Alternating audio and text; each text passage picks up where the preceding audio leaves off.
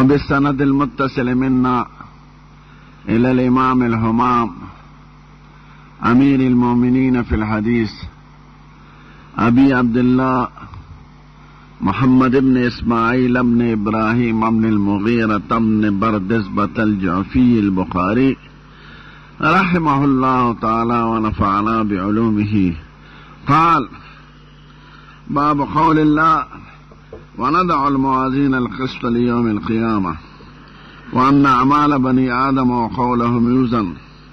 وقال مجاهد: القسطاس العدل بالرومية. ويقال القسط مصدر المقسط وهو العادل، وأما القاسط فهو الجائر. زما عزت مند علماء کرامو، طلباء ازامو او د دې علاقې په دین ماینو غیرت مندو مجاهدین و مسلمانانو، خدای پاکم په خپل فضل و کرم دا ښکلی اجتماع او دا د محبت او د مینې مظاهره او دا په شوق راتلل او ناسته او دا په مینه اورېدل په خپل دربار کې په عبادت قبوله کړه. دا دومره لوی اجتماع او دا دومره د شوق او د محبت مظاهره په دې موسم کې دا ستاسو د دیني جذبې علامه ده. دا ولې پاسېدل؟ دا ګناه د چا ده؟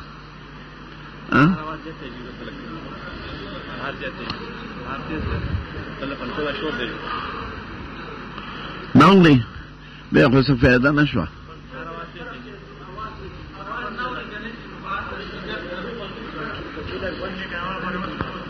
ته دا پکې لږ بند کړه، پاسې را پاسې ما که نسوار څوکه چې خیر دی هغه غلی وتی شي.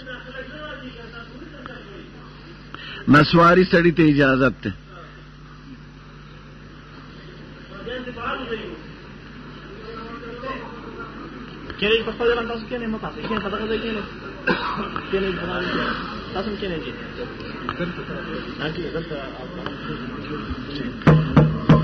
زما عزتمندو دوستانو، زما مخکې یو کتاب دی مبارک او دا هغې د ختم آخري تقریب ورځ ده. دا کتاب د یو مبارک علم سره تعلق لري چې هغې ته علم حدیث وایي. حدیث د دواړو جهانو څخه سردار وینا او خبرو او کارنامو ته وایي. زه درته هغه خبرې کوم چې عام دوستان پې پوهېږي، ځکه اصطلاحي خبرې به حضرت مولانا صاحب خپل درس کې بیان کړي.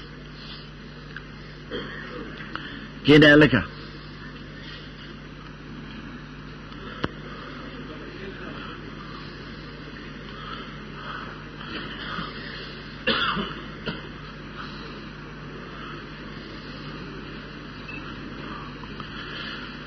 نو دا حدیث د حضور پاک خبرو ویناو کارنامو ته وایي. زمونږ امت باندې خدای دا لوی احسانات کړي. دا دوه، یو یې ورله عظیم کتاب را لېږلی د قرآن شریف او یو یې ورله ډېر لوی پیغمبر را لېږلی د زمونږ پیغمبر.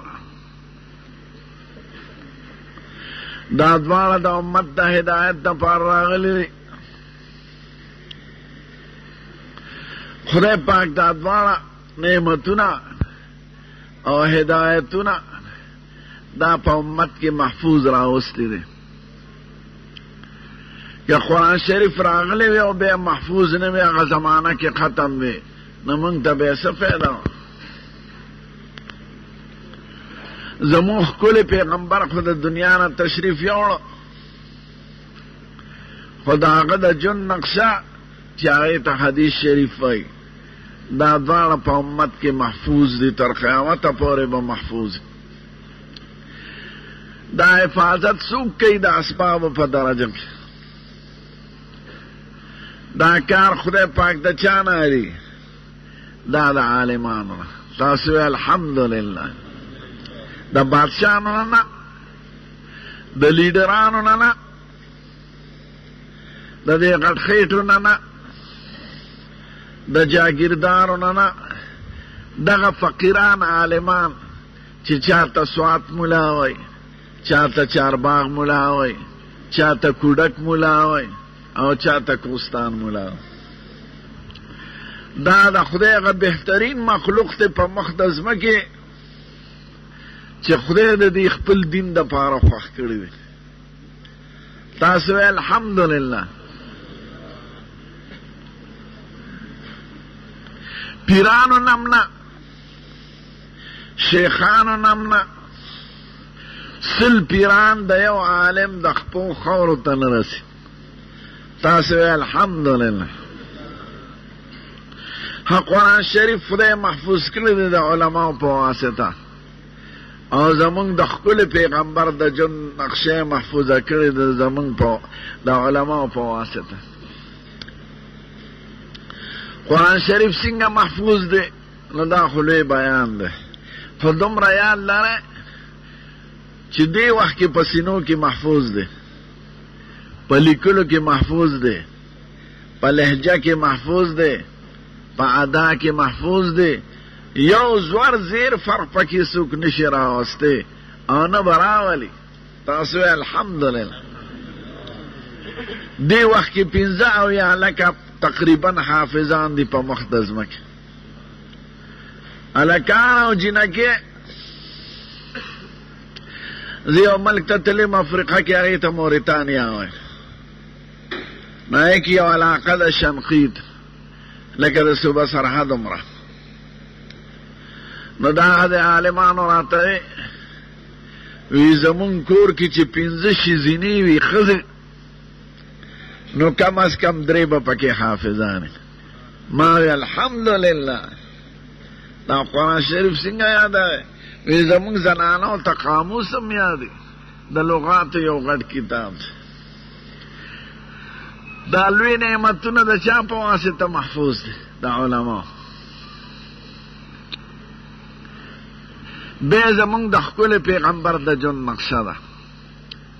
دا لوی پیغمبر او لوی نعمت خدای موږ ته رالیږلی وی، او هغه د دنیا نه تشریف وړی وی، او د هغه د خبرو، د هغه د کارنامو، د هغه د هدایاتو حفاظت نه وي شوی، خو خبره به ختم وه. موږ به چا پسې تلو؟ دغه لوی نور د هدایت چې خدای رالیږلی دی، د هغه هر شي خدای محفوظ کړی دی د علماو په واسطه. قسم دې زما په دې نور کې شک راشي چې دا انور دی او که سپومې ده. د ښکلي پیغمبر په تعلیماتو کې په یو حرف کې هم شک نشته. د هغه خبرې، د هغه ادا، د هغه مسواک، د هغه کمیس، د هغه پڼه، د هغه ویښته، د هغه خوله امت محفوظه کړې ده. نو خبرې خو به خود محفوظ. قسم دې د دې مثال نشته د جهان په امتونو کې که عیسایانو نه تپوس وکړي چې د خپل پیغمبر یو څو خبره راته ووایه، نو هغې خو به راته ووایي 15 خبرې. خو که تپوس ته وکړي چې د دې ثبوت څه دی، نو ثبوت نه لري. زمونږ د پیغمبر د هر شي حفاظت خدای کړی دی، خو ثبوت یې ورسره راوسته.